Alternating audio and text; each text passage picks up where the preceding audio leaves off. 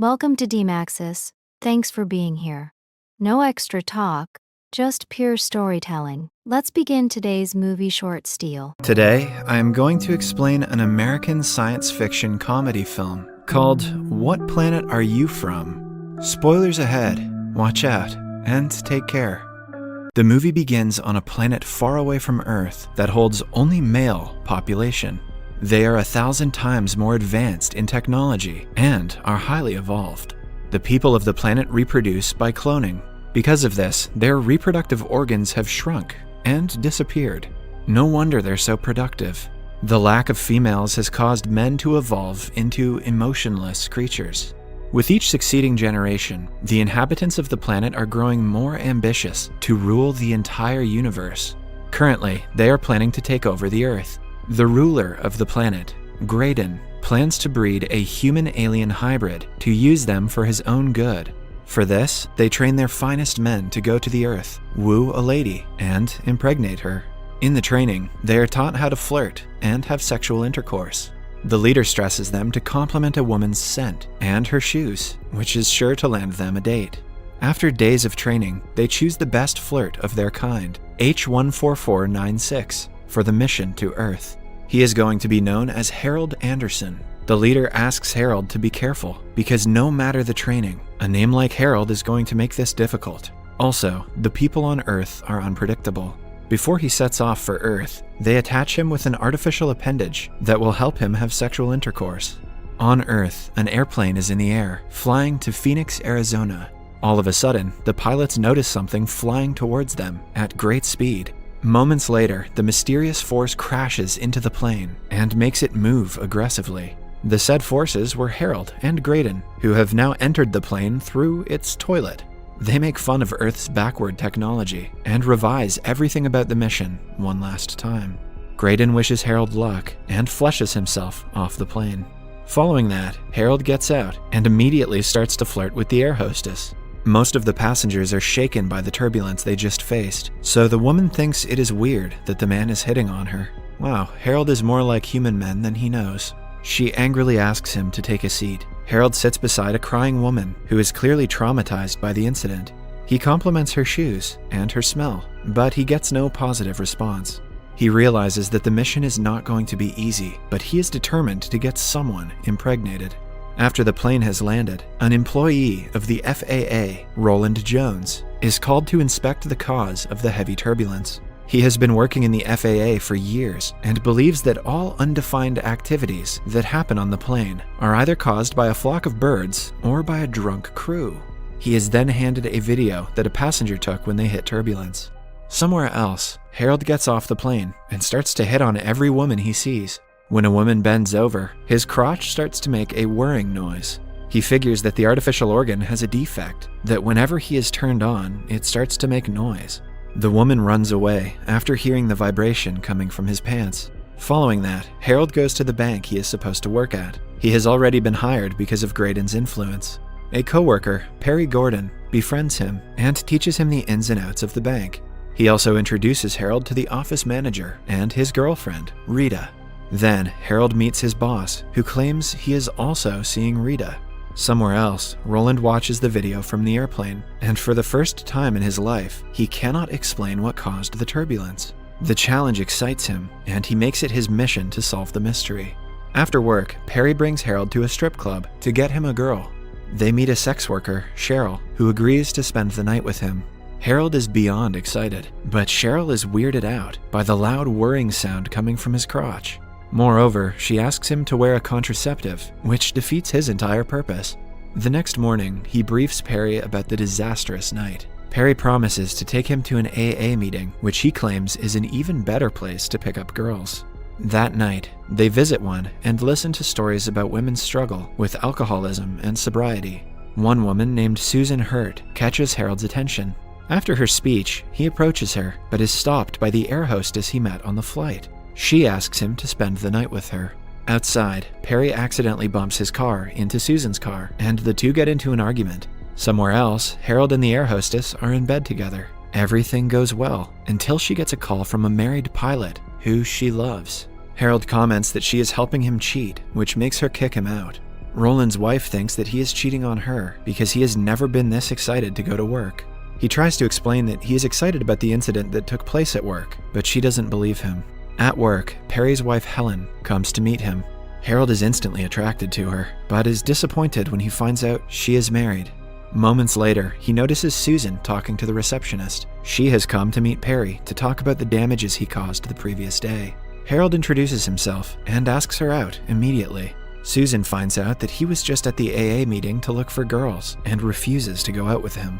However, a persistent Harold convinces her to go on a date.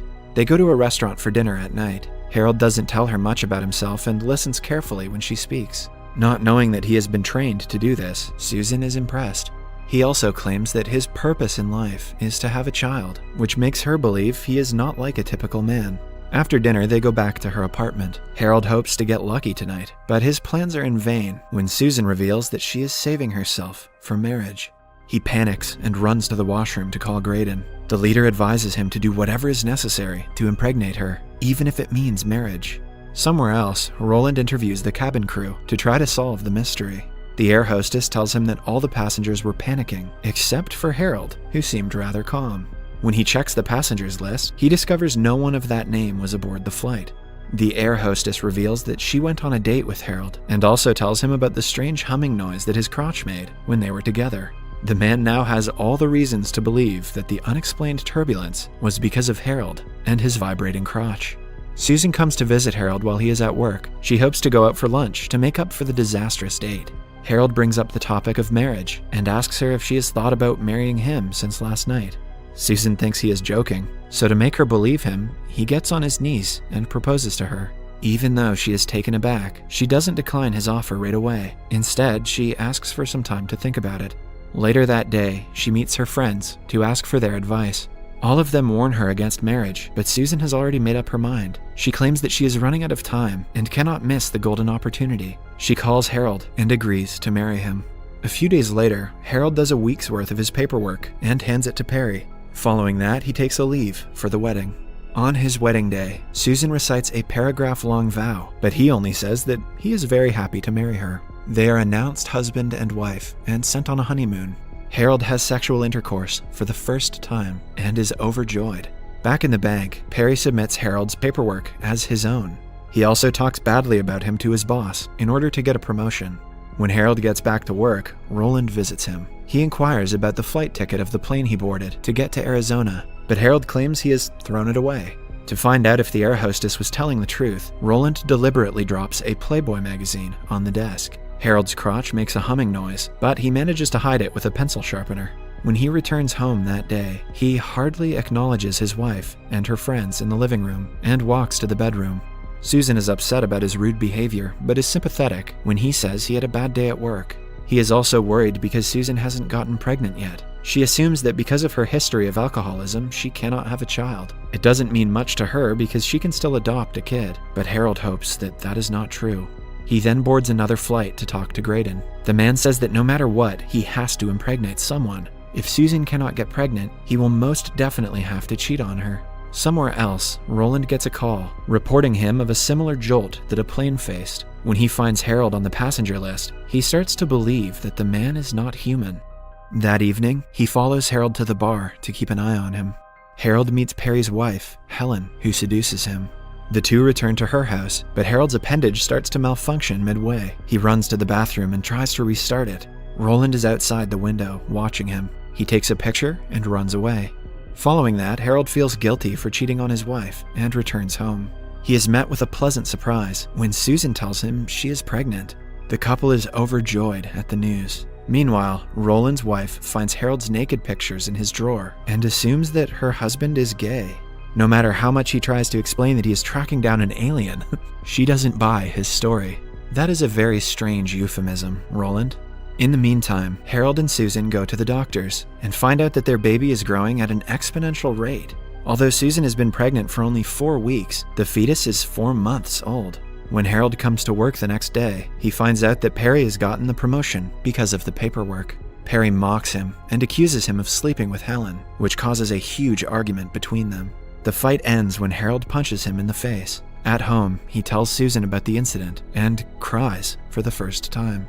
Meanwhile, Roland tells his superiors about his theory. They don't believe him fully, but permit him to investigate the situation further. After only 3 months of pregnancy, Susan goes into labor. Harold drives her to the hospital, and she gives birth to a healthy baby boy. The smile on Harold's face turns into a frown when he sees Graydon outside the room.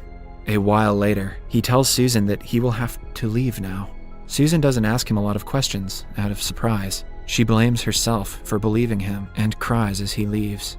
He boards another flight to return to his planet. Roland also follows him to see what he exactly does to make the entire airplane move.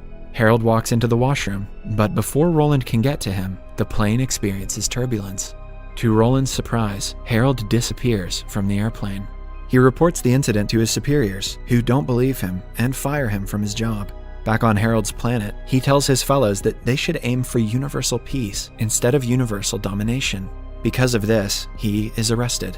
He also finds out that his baby has been kidnapped and brought to the planet. An agitated Harold takes his baby and runs away to Earth. He appears before Susan, who quickly grabs the infant. She is furious at him for everything he has done. Harold proves to her that he is an alien by flashing a bright light out of his nose. He says that he was forced to leave her, but she doesn't forgive him. When he goes outside, Roland catches him. However, the man has already been fired, so he doesn't care about Harold's secret. As they talk, Graydon appears and points a gun at them, but Roland shoots him dead. Moments later, Susan runs outside and says that she loves him. The two reconcile and share a passionate kiss. In the following scene, the couple is renewing their vows in a tower. After the ceremony, Harold tells her that he has been selected as the new leader of their planet. He plans to commute to stay closer to his family. If you enjoyed this video, please don't forget to share it with your loved ones so they can enjoy it too. Your support really means a lot to us. Kindly leave a like, drop a comment and join our growing family by staying connected with us yen.